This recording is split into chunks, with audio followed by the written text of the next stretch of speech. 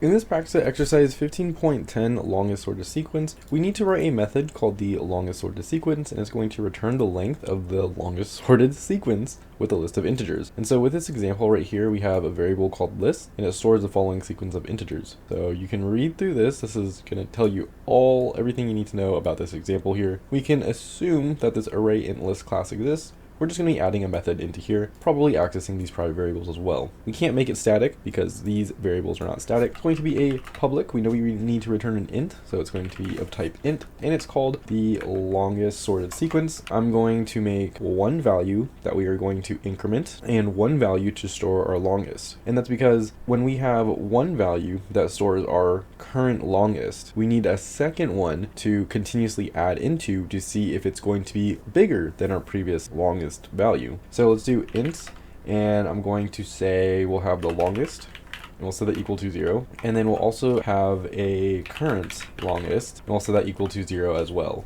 So longest is going to be the one that's going to be incremented. Current longest is going to be the one that is our current longest, possibly the one that we're going to return.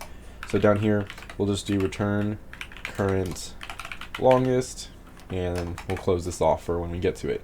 Now, the longest is actually always going to be 1, not 0. And that's because if you think about it, we don't have anything except for this 1 passed in.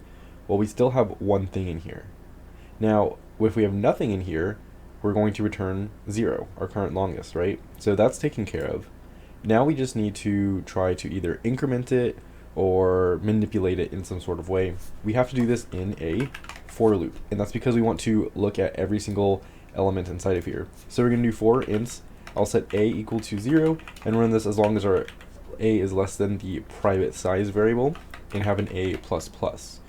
So inside of here we can have our conditions. Now what we want to check for is in our element data. This is going to be our list.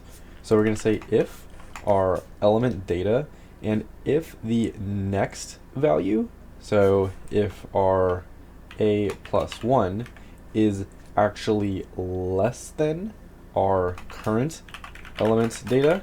So the element data a+1 has, if it's less than element data, that means it's not going to be in sorted order, right? Because the next one is smaller than our previous one.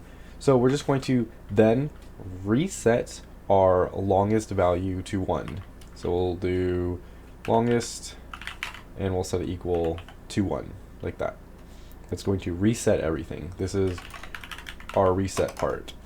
Otherwise, we're just going to want to increment, right?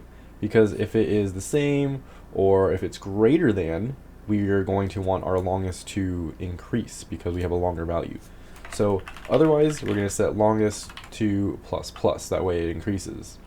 Now is where we need to check. After we've done all of this right here, we need to see if our longest is greater than our current longest. Well, then our current longest is not our current longest anymore. And we then need to set longest to be we need to set current longest to be our longest value. We need to update this. And so with that all done, we can close our for loop. This is going to run throughout our entire list, update everything, and then it's just going to return our current longest. So let's submit this and see what we get successfully. And if you have any questions, always leave them below the like button. If you want more practice problems, are in the description below the like button as well.